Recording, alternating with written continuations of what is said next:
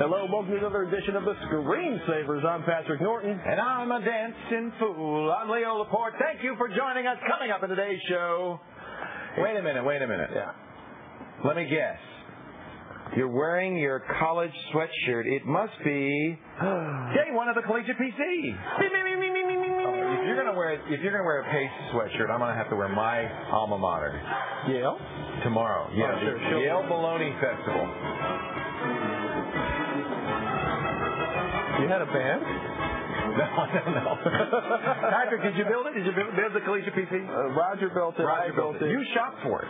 Yeah, we all shopped. You guys went with a credit card, with Ken Marcus's credit card, the producer's credit card? We melted the credit card in the credit card machine. It was a beautiful sight, folks. So we're going to look at every part, every bit, every piece, and you're going to show us what you got. We're going to tell you all about what's going on. I'm actually very, very intrigued. Stay tuned, my friends and neighbors. This is something to stay tuned for. Patrick will also, not only that, he will juggle fiery video cards at the same time. Do we get the chainsaw? Actually, no. There's something even better. We're going to give it away. Yeah. We're going to give it away. Now, the rules are very complicated, so you got to pay attention. I'm going to let you do this because you're a master of it. Now that Leo's got your attention, I get to lose it. We're going to show you how to go about revamping that old Macintosh. Oh, you're not going to explain the rules. The rules are on the website. Yeah, the rules are on the website. But the key is... Do I look like a lawyer? What are the dates we're going to do this? July 25th, 26th, and 27th, and that's it. So if you're watching this at a later date, we already gave it away, folks. You didn't win. I got bad news. You didn't win. But if you're watching it now, you can win. You might have won. You may win. Website. Now we can move on. Now we can move on. I just wanted to get them clear on that. You sure? Yeah. Am I clear on that? I don't know. Oh, well. Now that we got your attention, we're going to show you how to go about revamping, rebuilding, rejuvenating your old Macintosh Power PC, the one you've been hiding in the basement. Yeah, or maybe not, depending on which one it is. Then later, Sumi Das takes a fresh look at the latest version of the Rio MP3. The 600's here, and they've got it on fresh gear. I rhymed.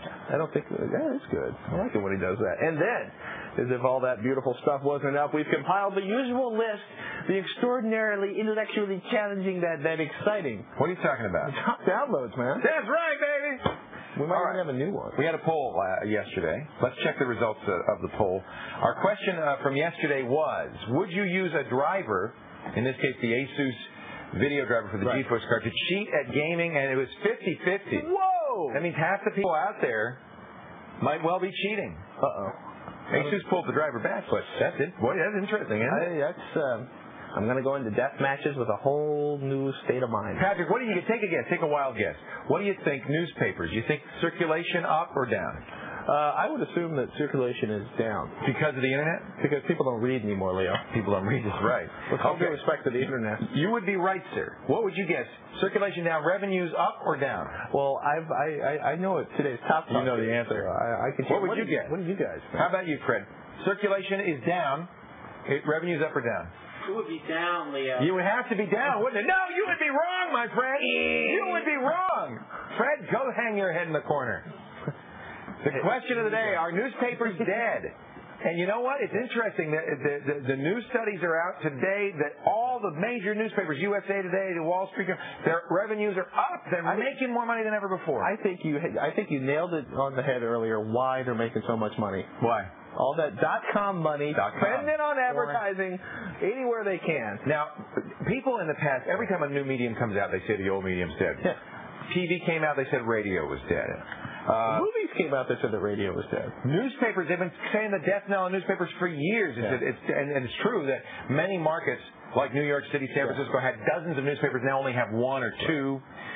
So they're dying, maybe. Newsprint prices up. Costs more to deliver the papers. Circulation down, and yet they're still making more money. My thing is, I don't think the Internet's going to kill newspapers. I think you hit more on the head. I think people just don't read. And people don't read, and you know what? When they do read, they tend to be really attached to the way they read, and it's going to be a long time. It's going to take a while before electronic books are affordable, or before we all have those huge. So you don't think they're dead? I think newspapers survive. You know what? They're going to be hurting. They're going to be transitioning. They may eventually move to an electronic medium. It's a long time. It's going to be a while, a couple of decades. Yeah, I have to agree with you. I think they are dying, but they're not dead yet. They're not dead yet. Not yet. What do you think? Take our web poll. It's at thescreensavers.com. Click on the Talkback feature. Tell us what newspaper you read. Why? Do you pay for it? Are newspapers still a part of your life? hey, you know what? That might be a part of your life over the web. Wall Street Journal, New York Times. I have to say, I love sitting down with my bowl of Cheerios in the morning, reading the paper. Got to do that. Got to do that. Man's got to have his Cheerios. Got to have my Cheerios in my newspaper. But you guys got to give us a call on the telephone at 888-989-7879. You can chat with us as always on your computer at chat.zdtv.com. Just go to the screensavers room, or who knows who you'll be chatting with out there. Yeah. Oh, unless you have a netcam, don't go to the screensavers room. We want you to win a Maganet. If you have a netcam and we get you on the air, we're going to give you a magnetic picture frame, but you got to get through some tough screening. The screening today provided in the netcam Cineplex by the lovely and talented Shannon and John Mark. Are you in there, guys? Oh, yeah, we're in there. Shannon, who's that lady with you? We have John Mark's mother, Mrs. Nichols, with us. Hey, Mrs. Nichols. Hi. How are you? I'm helping us screen the calls, actually. Hey, that's really? Is that true? Actually, these guys are doing all the work. I'm just having fun watching. Oh, that's so great. I love that. Well, have a wonderful time in there, Mom, and get some good calls for us, okay? Oh, yeah. Will. Call Mrs. Nichols now. John Mark's lovely mother is in there. I almost said sister because she looks so young. Oh. So aren't I smooth? Suave. This is my witty and urbane friend, Leo. So, get a magnetic picture frame and get on the air with us. On the magnetic picture frame on the fridge today, who do we have in the frame? It's the big mouth Leo bass. That's actually from a website, isn't it? Richard Findale did that. I think that's on the Fanatics website. They have a whole... Fishy. Billy, Big Mouth Leo Bass website on there right now. Make it go away. Fanatic. Make the evil bass go away. Get your bass on your picture on the fridge. Just send it to the screensavers at zdtv.com. Put a picture of my bass in the subject line. Also, we now have an on-set fax machine if you want to fax your bass. Yep. And that is that number is... Or a question. Or a question. Or you know what? A lot of times we get great answers. Yeah. So it's a really good place to answer. It's 415-437-5869. That number again, folks. 415-437-5869. I memorized it. Thank you very much. And that is only during the live broadcast from 9 to 10 p.m. Eastern. We don't want to kill a whole bunch of blue trees, okay? That would be bad. Meanwhile, questions? Let's get on with our questions. All right. Neil joins us on the ZDTV Netcam Network from beautiful Alabaster, Alabama. Ooh, Alabaster, Alabama. How's it going tonight, Neil? Hey, guys. Doing pretty good. Excellent. What can we do for you? Well, I got, partially because of you guys' recommendation, I got me a Linksys router. All right. And I was having lots of trouble with ICS and 2 NICs and this kind of stuff. But my network now works great with that router. Good. He's doing internet connection sharing using a router. He wasn't able to get it working as well. I have to translate. I'm sorry for you, Neil, for just a moment. Yeah. He was trying to do it in software on Windows 98, but now he's using the router, and everything's working great. Is it working as fast as before? Definitely. All right. Because I got one guy called me up and said cable modem slowed down incredibly with the Linksys, and we haven't had that experience either. So it must have something about the configuration. It's definitely fast. What can we do for you? My question is there a way to programmatically query that Linksys router and find out what the current WAN address is? You mean the MAC address or the IP address? The IP address. All right, and so in other words, it's set for DHCP. It doesn't have a static IP address. Exactly. I know I can use the HTTP admin screen and get it, but I'm wanting a slicker way to get it. Well, yeah, we don't. I mean, I don't know of any software that's written. You could probably write some software. It wouldn't be that difficult. That's a tough one, though. I don't even know. I think, and I'm not so sure. Can you actually get it? Can you get it in the interface? Through HTTP you can, yeah. There's a status screen that shows it to you. The web-based interface. That means you can get it. Yeah. Now, we'll look and see if anybody's written any software, but I want to tell you, do you write any software yourself? Yeah. It's a very easy thing to do. There's a programming language that I would recommend doing this in called Rebel, R-E-B-O-L. Are you familiar with that? No, I'm not. It's free. You can download it from Rebel.com, and what Rebel allows you to do is do things like HTTP queries in 1 or 2 lines. So it's really phenomenal for internet interrogation. You can, literally one line, download all your email because it has built-in SMTP, built-in POP, built-in FTP, and built-in HTTP. So it's very easy to create an HTTP query. So since we know, what you'll want to do is you want to look at the source code, the HTML source code for that page, and since we know that it's able to query and get that information, we're basically going to kind of send a request for that page and parse the page and just output the information you want specifically. You get what I'm saying? Yeah, absolutely. Since if you do that URL, send out that URL, whatever it is, to the linksys box, it sends back a web page with the information you want. Cool. Which is basically a stream of text. All you got to do is cut off everything except for the IP address. Okay. And you can do that in Rebel in literally a couple of 3 lines. If you're a programmer that uses Perl or any other simple scripting language, it'd be easy too. Okay. But Rebel, because Rebel has HTTP built in, you basically say HTTP GET. Here's the URL. Here's a text stream, and then you process the text stream. If you're a programmer, you could probably do it in about an hour. So, yeah, I'll check it out. Yeah, and it's an interpreted language, which means you could put once you got Rebel installed, you could put an icon on the desktop, you double-click it, it would be very simple to just have it open a window and say, this is the IP address. So basically, you'd be writing your own WinIP config for that linksys router. Okay, yeah, sounds good. If you do that, Neil, send it to us so we can put it up on the website. Okay. And, if I get a chance to, maybe the next couple of days, I've got a Perl script I've got to write for a feature we're going to do next week, but maybe that would be a fun one to write. And it's very easy in a language like Rebel. Okay. Thanks, Neil. Sounds good. And we'll see if we can find somebody who's pre-written one, but, this is the kind of thing. A language like Rebel is really designed for you to roll your own. Because, and you've got something, let me switch over to rebel.nl. Oh, you got they're actually local. So you got the Rebel.com is the Canadian networking manufacturer. Maybe it's rebel.net. We'll find it for you.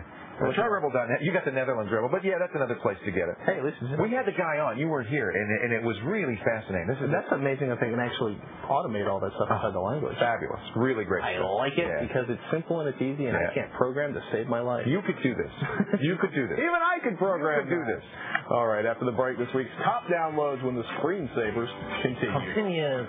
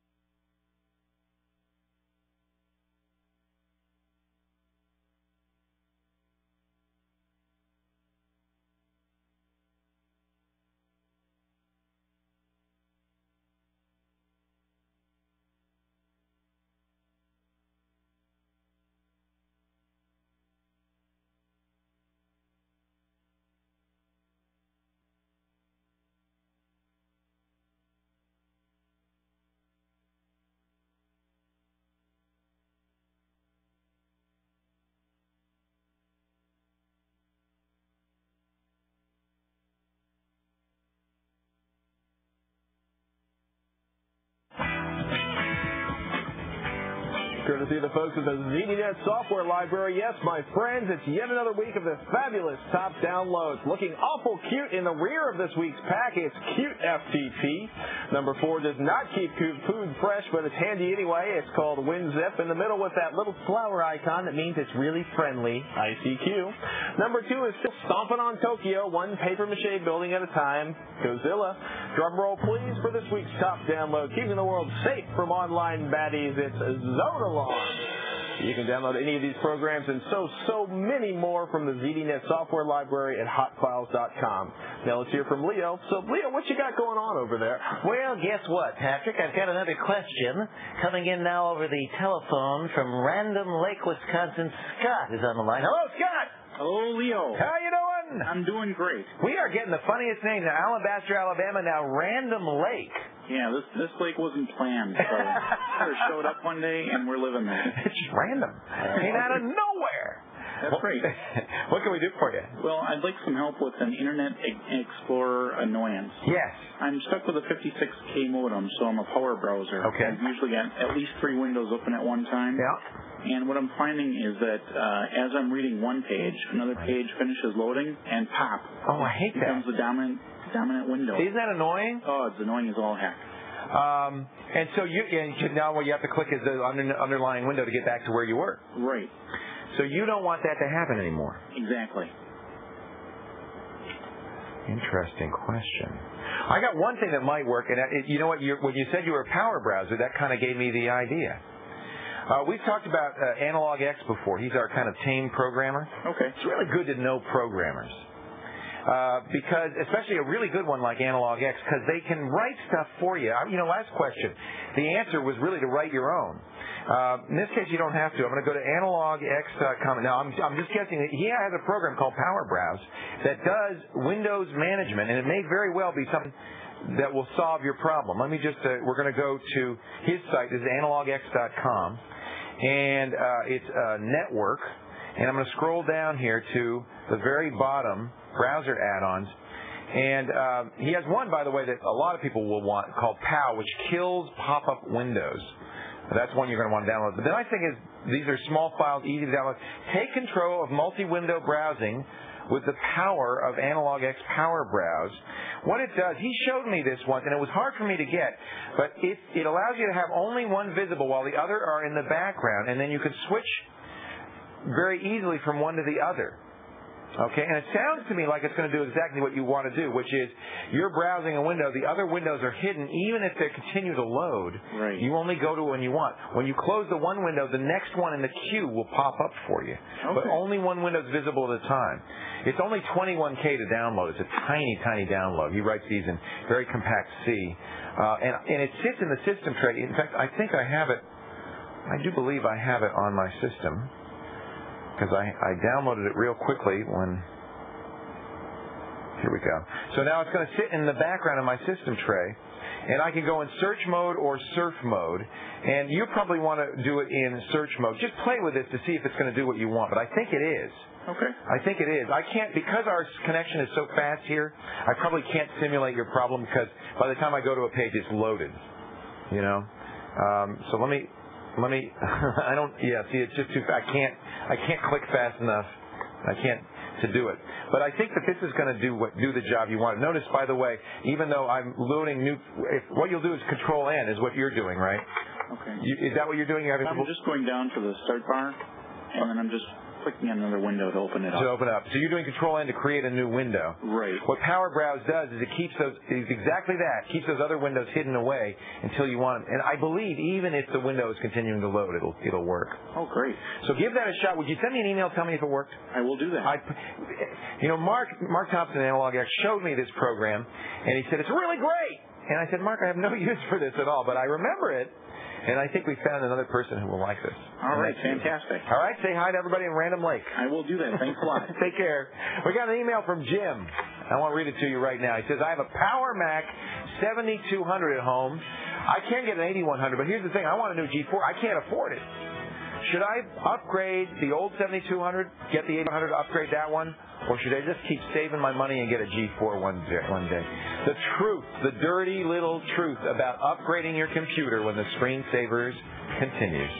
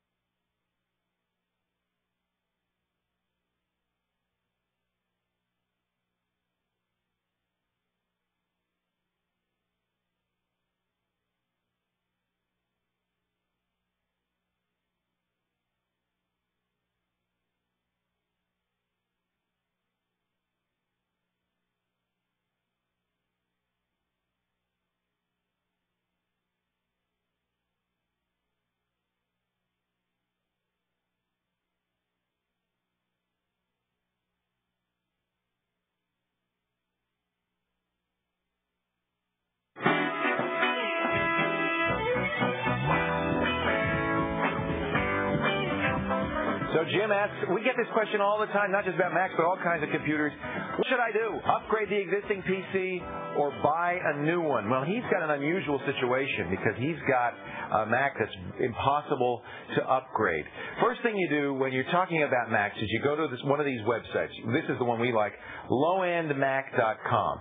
And it is a website for people who are in this specific position, have the older Macs, and they're trying to figure out, what can I do with my older Mac? Is it worth upgrading, or should I save up for a better Mac? You can literally click on the link to the Mac you want, the Mac you've got, and it'll tell you what you can do. In this case, we're going to go to the Power Macintosh pages, and we're going to go to the 7100, where you're going to get the very bad news that the 7100 was specifically designed by Apple 7200, specifically designed by Apple not to be upgraded. Apple didn't want to poach the sales of its 7500, and so it introduced a computer that couldn't be upgraded. So you're actually kind of in it. Here's another page, as long as I'm showing web pages, called Accelerate Your Mac. Same kind of information. There's also everymac.com, because there are a lot of people who want to upgrade their Macs. We don't have a 7100 lying around, I'm sorry to say. What we have here, or 7200 I should say, what we have here is a 7600. This is upgradable. We're going to go inside and show you why it's upgradable. It has a slot right here where the processor sits, a zip slot which can be replaced. The processor can be pulled and replaced in this slot. So that's a 7600. You don't have the slot. You got a processor soldered onto the motherboard in your system. There's no way to remove it, no way to upgrade it. So one solution, really the only solution for your existing Mac, is to replace the motherboard. Go out and find a used, say, 76 or 7600 motherboard, put it in there, and then you can do the upgrade. Here's the upgrade that I'm going to recommend for you. We got from Sonnet Technology. This is great, man. I tell you, $299. This is a wonderful upgrade. You can pop in. It's a G3. You're going to take this old aluminum heatsink and pop in this nice purple aluminum heatsink, the Crescendo G3. It's 400 megahertz with a 1 megabyte backside cache, running at processor speed for $299. So, what about $100 for the motherboard? $299 for $300 or $400. You're going to be able to upgrade your system to a 400 megahertz G3. That sounds pretty good, doesn't it? Except when I tell you, the same problem on PCs. We're only upgrading the processor. We're not upgrading the hard drive. We're not upgrading the RAM. We're not upgrading the motherboard. Everything else is still running at that same old low and slow 160 or 120 megahertz. And it's just not going to be a fast computer. When they show the benchmarks for these, they use MacBench, which is a CPU-only benchmark. They don't show the benchmark for the overall system speed. Yeah, your CPU is 10 times faster, but because it's running, you basically put this Ferrari engine in a Subaru body. Hey, I'm sorry. I won't say Subaru. He's got a Subaru. How about a Geo? I got a Geo. Yeah. You put in a Ferrari engine in a Geo body, and the whole thing is just not going to be sluggish. You're not going to see anywhere near that performance, are you? Yeah, you're not. And you know what? This was like sort of the dark days of Macintosh system design. Oh, you look at the case. I mean, if you think about the 2CI and you look at the G4s and the new Cube, right, elegant design they had before and after, this whole thing was a mess. This is the Gil Amelio Michael Spindler. They called Michael Spindler, the CEO of Apple at this time, the Diesel. I give you the Diesel's computer. He said he could get an 8100 too. Well, 8100 is upgradable. In here you've got a PDS, a processor direct slot, which makes it pretty easy to upgrade. They're a little bit more expensive. I don't even know if I can get in here. I'm not going to try. They're a little bit more expensive, but yeah, you can get those kind of upgrades. But folks, 360 megahertz iMac with a G3, 350 megahertz, it's $799 in September. So this is the 8100. Sure, you can do the upgrade. You could go with the 8100, put the PDS in there. You could put a new motherboard in your 7200, put this zip in.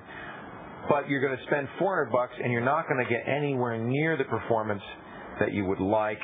And for a few $100 more, you can get an iMac. It's going to look better. It's going to run better. It's got hard drives designed to run at the speed of the processor. In general, PC or Mac, something this old, it's just not worth upgrading. All right, your limited budget, $400, that's how you do it. But I wouldn't recommend it. Folks, stay where you are. Still to come on this very show, the collegiate PC. Pat's working on it. He's working on it right now. You can win it. He's buffing it up, making it shiny, making it feel good. We're going to show you how we put it together and what you do to win, plus answer some more of your calls in just a bit. And Sumi Das has the new Rio MP3 player. We'll see if she likes it. I got the old Rio. I'll tell you, I like that. It's on today's Fresh Gear, all that and more, as the Screensavers rolls on, my friends.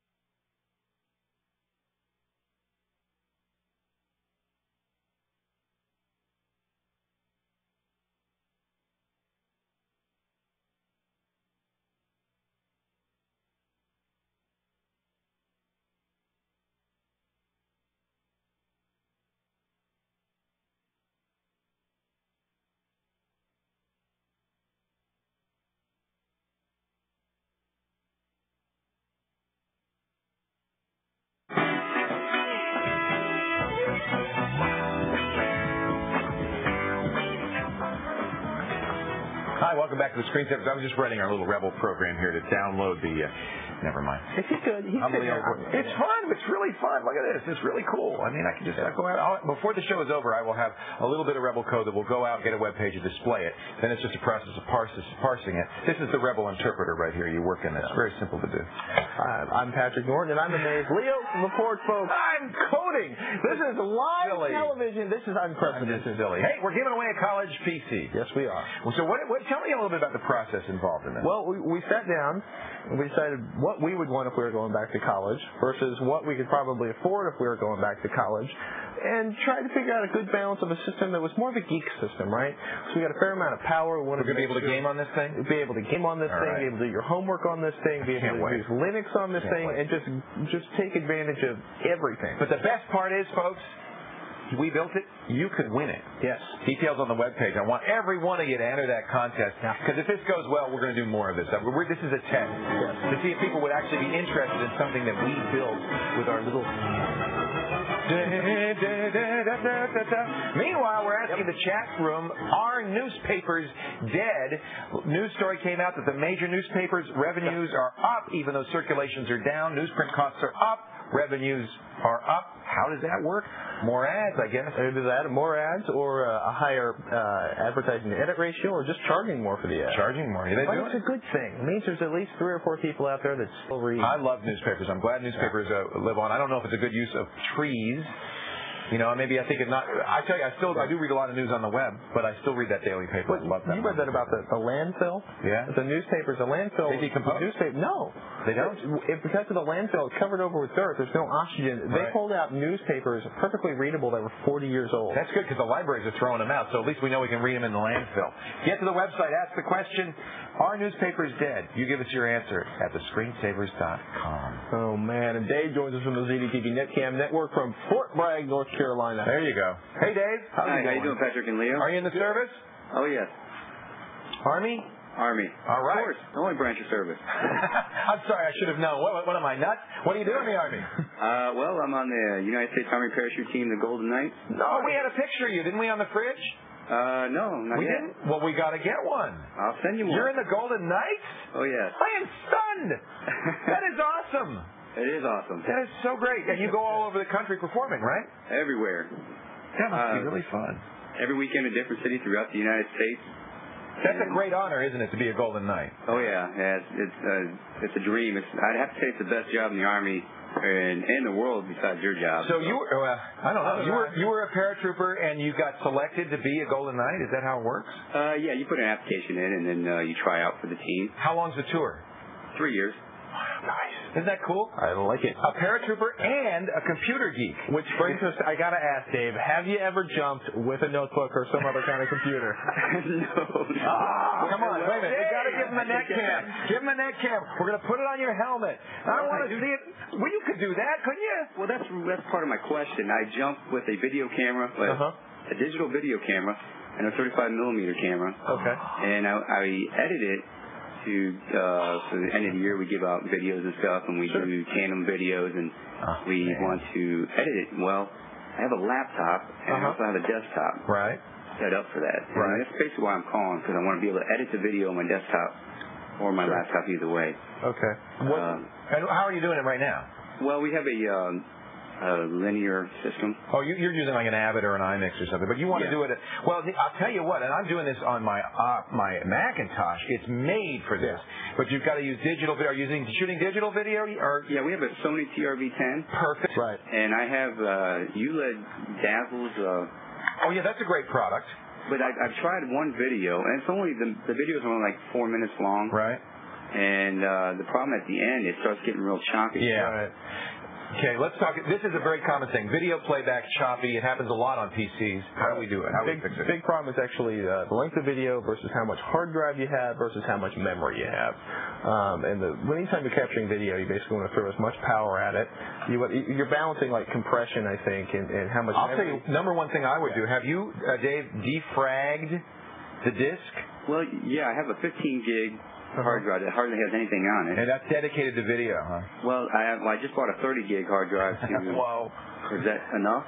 Yes, plenty. For 4-minute videos, yeah. Are you pulling it over the Dazzle or are you pulling it over a 1394 card? It's a 1394 card. Came with the FireWire, yeah. Yeah, it's a FireWire card. Yeah. No kidding. And you're getting some video. You're getting some video problems at the end of the stuff you're pulling over the 1394 card. Yeah, it gets real choppy. It's like watching Max Headroom at the end. Right. Just real. What's happening is it's dropping frames. When you drop frames, is exactly what happens, and because it can't keep up. Right. But why it can't keep up? Yeah. There are a couple of possibilities. Defragging the hard drive is number one. You want to make sure that that's a straight stream you're writing out there. But lots of memory and nothing else going on in the background. Now you got to check that computer, make sure you don't have any background processes. You know, a big bad one is FindFast, which is the indexer that Microsoft. Yeah, good for you. You know what you're doing. Man doesn't jump out of airplanes unless he knows what he's doing, I hope. Well, the question is I have everything turned off. I've used config or MS config. Yeah, you killed all of those processes. Got all that turned off. Now, should I put the ULED's Video Studio on the 30 gig hard drive and run it from that hard drive? No. Put it on your regular C drive. Yep. Okay. Keep one drive that's just for video, nothing else. Okay. Any chance are those hard drives? Are you running a master and slave on the same channel? No. It's separate. Well, you've done all the right things. Make your swap file a static size swap file. Okay. So it's not maybe it's enlarging the swap file. How much RAM do you have on that thing? 128. Well, you're in pretty good shape. It shouldn't be that shouldn't be happening. It could merely be that he's got bad FireWire drivers or something like that. You might want to see if you got newer drivers out there. Yeah. Anybody who's using this system and has some suggestions for Dave, I'd love to hear from you. So fax us, okay? Dave, we're out of time because I wasted all that time asking you about the Golden Knights, but I'm glad I did. I'll send you a picture. Would you please? I sure will. That is awesome. And you're going to do some work for us. It's not as exciting as the work you do during the day, but maybe we can find something. I'm going to go off to chat. Leo's off to chat? I'm off to chat. Leo's off to chat. Dave, will you take us out to the break? I sure will. Well, thanks, Patrick and Leo. Send me to take their MP3s to go when the screensavers continue. Thank you. Good going. Nicely done.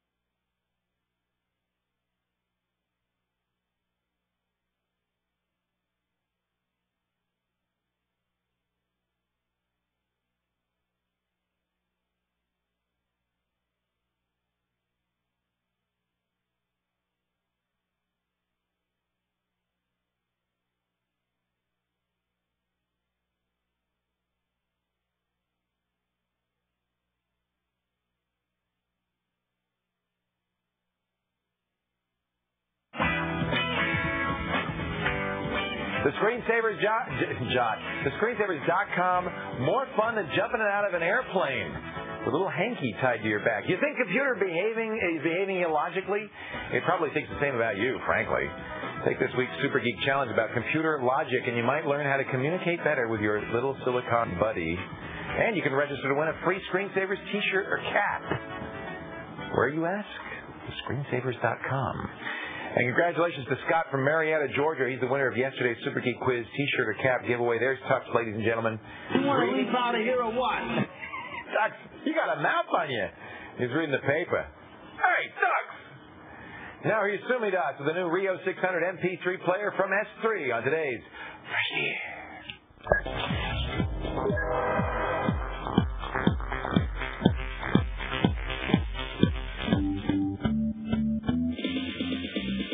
In this MP3 crazed world, there are tons of ways to play your downloaded or encoded tunes.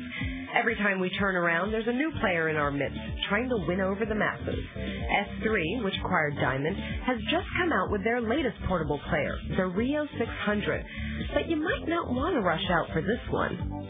The first thing you notice about the new Rio is its sleek new design. Weighing just over 2 ounces, the curvaceous Rio 600 fits nicely into the palm of your hand. The function buttons have been simplified, and even though the LCD displays a load of information, the tab-driven menu system makes navigation easy. The Rio 600 boasts a radical new design feature, one that may turn out to be its Achilles heel. Instead of traditional memory cards, S3 uses 32 megs of internal memory. If you want to add more memory, you'll have to buy a backpack, which slides onto the back of the Rio. The memory is proprietary, so you can't use the popular Smart Media or Compact Flash formats. Sound quality is good, but not impressive. The included earphones, which oddly around your ears, sound pretty good. The Rio 600's firmware is upgradable and is now compatible with both MP3 and WMA digital formats, and will eventually be compatible with Dolby's AAC and the Audible formats. The Rio 600 uses an odd USB cable that plugs right into the headphone jack. The RioPort software works with both Windows and Mac systems, and although not as seamless as Creative Nomad software, it gets the job done. For the fashion-conscious, you'll be able to purchase extra Snap-on faceplates for the Rio 600. A package of 3 different colors will cost around $25. The new Rio line takes a stab at style and expansion, and it does a reasonable job, for the most part. The price of $170 is indeed competitive, but the real story is whether or not S3 will deliver on its promise of functional backpacks that will add value to the Rio 600 and ultimately to the consumer experience. Until then, wait the Rio 600 out. We give the S3 Rio 600 2 out of 5 stars. It costs $169 and is available now. Guess I'm going to stick with my Rio 500. You can catch a new Fresh Gear every weekend afternoon, 12:30 Eastern, right here on ZDTV. All right, we've been talking about it all day. We assembled the perfect PC for the perfect student. And guess what? We're giving it away. It's the collegiate PC when the screensavers continue. So you're going to make this thing, huh?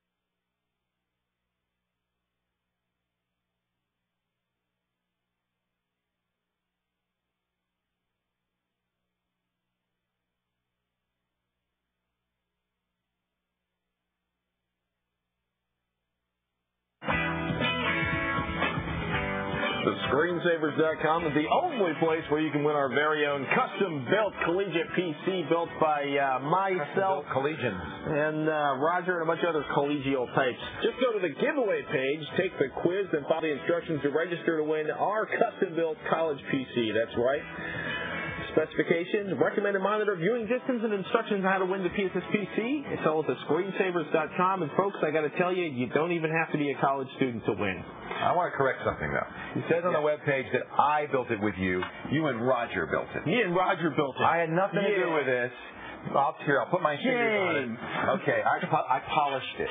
Leo's spirit was guiding us. I'm thrilled. I'm really excited about this. Well, should we talk about it? Yes. All right. If you're heading off to school this fall, if you're thinking about building a personal computer, what we've done, we put together, Roger and I and everybody else sat down. We put on our collective thinking cap. Well, see, you remember college. It was so many years ago for me. We wore those little propeller beanies when I was. I talked to my cousin who's a recent graduate. I talked to a buddy of mine who's still buried in law school. We chatted. Really? You did research? Wow. We talked to them, and then we completely ignored them and went for something better. Such a deal we've got for you folks. We've assembled all the components, the software and the peripherals. It's basically the idea is we wanted something to be good for now, that would be expandable, that would offer performance, that wouldn't be the most expensive thing you could buy, and still have a lot of fun. All right. Well, take us on a tour. Let's start. You always got to start with the.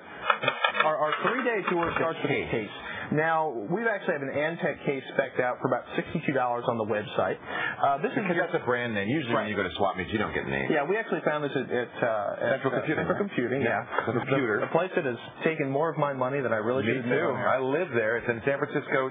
It's one of those computer places. And you know what? We went in. It's a whopping $42 computer case. It's got a built-in 230-watt power supply. That's plenty. It's got a great amount of power. Roger gave it the shake test. He picks it up and he shakes it like What are you looking for when you do that, Roger? Rattling? He doesn't like rattles? He doesn't like rattling. He doesn't want a case that might break. He wants a nice, firm, solid case. This is metal frame. It's good. I think it's great. And it still actually has a fair amount of opening inside. Well, some people say, oh, you want the big tower case. But you know what? College rooms, you don't have a lot of rooms, so this makes perfect sense. My college dorm, at lovely Pace University was the size of a shoebox. I'm wearing mine tomorrow. If you're going to do that, I'm going to wear mine. So we've actually got in here, we've got a Toshiba. It's a DVD-ROM. It's a CDRW, and it's a CDR drive.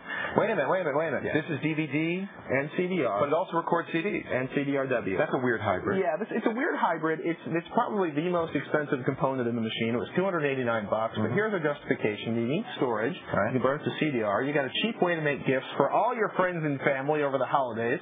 Plus, you can watch movies. Exactly. I think it's very DVD's getting really common. Blockbuster, a bunch of other places. Only problem is if you want to make disc-to-disc copies, you've only got one CD. You might want to go out and get a cheap CD player just so that you can make disc-to-disc copies. But we got a fat 20 gigabyte hard drive inside this, so you'll have lots of room to make disc-to-disc. All right. So we also have a floppy. Yeah, your basic 1495 TAC floppy. I think there's a Mitsumi. There's a couple other. Got to have a floppy. No zip drive though. Well, you know what? We figure with the CDR, the CDRs are costing around 65, 75, 80 cents a piece. Right. I'd rather burn it to CDR, or you got it to CDRW drive. Right. So you can burn it. You get a piece of CDRW media. Is it 8X? I want to say it's 8X, but I think it's a little slower than that. All right. I'm having a brain. I think it's 8X. It's fast enough anyway that you could. It's 4X. Oh, man. Yeah, but it's a DVD, Leo. Oh, all right. Oh, poor baby. It takes a whole 15 minutes to record a CDR. I'm not in college. Mr. 12 hard drive. CDR. You said 20 gigs? 20 gigs. This is an amazing deal. My drives are so cheap. Did somebody walk away with my finger? Here. There's one behind you. In the tool chest. Isn't this fabulous, folks? We got a 20 gigabyte hard drive. This is a Mac store. 20 gigabyte, 7200 RPM, Ultra 66 for $134. It's not the retail packaging, so you don't get the big box, but you get 20 gigabytes of a 7200 RPM hard drive. Lots of performance, lots of quit petting it, Leo. Stop it. I want a job on The Price is Right. Okay, Leo, you'll never be able to. Can you believe it? $139 for 20 gigs? 20 gigs, but yeah, I paid $500 for a 5 megabyte and a 500 megabyte hard drive. That's right. It's causing me emotional. Mobo. Everybody's interested in our Mobo processor choice. What did you put in? Okay, we went and I want you to hold back in the buoy. We went with an Intel processor, and actually what we're looking at right here is an 8-bit SE6 motherboard based on the Intel 815 chipset. Now I like this. No ISA slots. ISA's dying out quickly. This is all PCI. You've gotten 6 PCI slots. But now I guess this is why you chose the 815. The 820 motherboard, the other Intel low-end, doesn't have this thing. That's an AGP slot. Yeah, the Intel, the 810, the 815 is replacing the 810. 810, I'm sorry, not 820. Both of them have integrated graphics, which means you've got built-in graphics. So I don't need a video card. For $149, you got a motherboard and you got video. Sounds too? Sound too, but we actually put a sound card in because we're all about the music in college. That's true. That's true. But it's not spectacular 3D performance, but we've had Quake 3 up and running, and He'll do just fine. And you can always upgrade, and that's the point of having the AGP That's slot. the important thing about This is a very upgradable PC, and that's a good. The idea of what we wanted a machine that was going to have room to improve, and as you scrounge and save during the summer months, you can add more stuff. 815 chipset, so it's got to be an Intel processor. What did you choose in here? We actually we looked at Celeron 566 and a 600 megahertz Pentium 3. We decided on the 600 megahertz Pentium 3. It's a flip chip packaging. So instead of the Celeron, which everybody would have thought in a low-cost PC you'd put in, you've got a P3. Yeah, actually we paid about $95 more. Okay. So it was like $95 for the Celeron. It's $184. Did you notice any difference in performance? A whopping 48% improvement on concentration in zone. Well, that's a huge difference. That's enough to really justify. That's a big chunk. Okay. That's a huge amount of. So P3, are you overclocking it at all? We overclocked it a little bit. We actually were running it at 133 megahertz bus. It's a 108, which gives us a speed of about 667 megahertz. You can probably push it harder, but at the moment. So you got to be putting SD RAM that's PC133 now because you're upgrading the bus speed. And you know what? The price difference between PC133 and PC100 is like $5. We went with a 64 megabyte chunk of PC133 RAM from Kingston. Okay. So again, this is not the top of the line PC. This is a budget PC. We're going to give you the price at the end, and you'll see why. 64, but upgrading is always a possibility. Always a possibility. Sound card, you really save money on this. Yeah, we found an OEM packaging. Again, it's Central Computer. This is a white box. Yeah, Creative and Sonic. It's a PCI-based sound card. $25.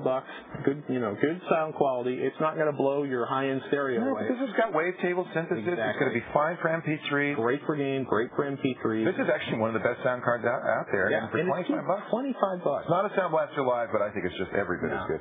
You do put a NIC in here, and that's because I guess most colleges have. A ton of dorms are actually wired for Ethernet. If not, this is a $20 card. It's a 10100 Ethernet card from NetGear. 10100, very smart. Yeah. That way you can auto-sense the high-speed network if they've got it. Yeah, we actually flashed it. It was $25. Actually, we got this one for $17 and I think 33 cents. And it's a NetGear, which is great. Yeah. Now, I love this. You decided to go with a cordless mouse and keyboard. Well, yeah. I mean, our desks are permanent. Mine was permanently cluttered in college. Who needs the wires? You can sit back, get some wires off your desktop, browse from across the room, control the pages from across the room. $66 for that. That's the cordless. I'm sorry, I just moved it. The cordless desktop from Logitech. Finally, we got to do the monitor. 17-inch. LG Electronics StudioWorks 775C. I would have liked to have seen a bigger monitor, but I guess I would. Well, it's about around $200 for under $200, $188 for this puppy. This is a very good monitor. This is a very nice monitor. To get into the 19-inch range, you're talking about $300 to $350. So within reason, if you got the extra scratch when you're putting the machine together, there's some great low-end ones from Samsung, from IBM. IBM one is spectacular for about $350.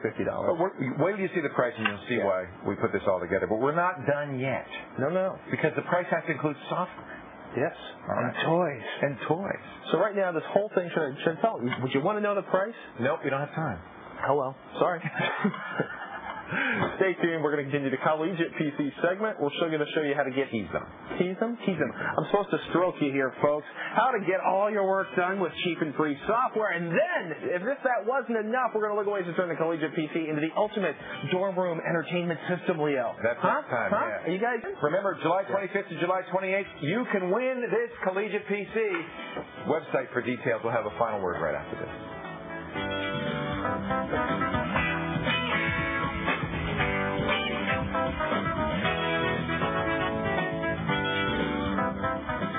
Hi, this is Dave in Lexington, Kentucky.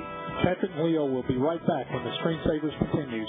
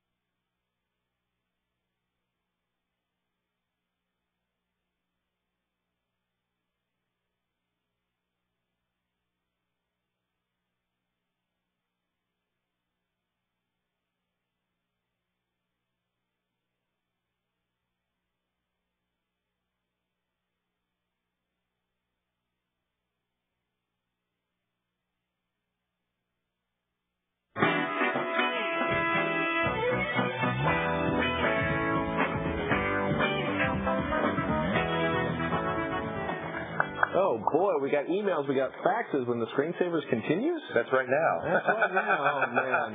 Here's what you got to say. I guess we don't have poll results because we got no time for it.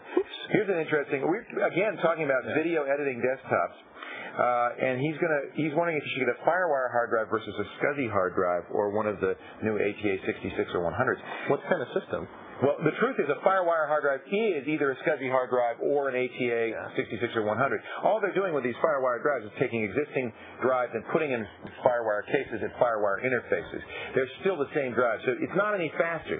The interface is faster than SCSI, but if it's got a SCSI drive in there, it's not going to be any faster. So it's just for convenience. Don't think you're getting a faster drive. Hey, we're out of time. That's it for this edition of the Screensavers. I'm Leo Laporte. And I'm Patrick Norton. No time. Thanks for joining us. See you later. Next time. More of the PC tomorrow. Tune in.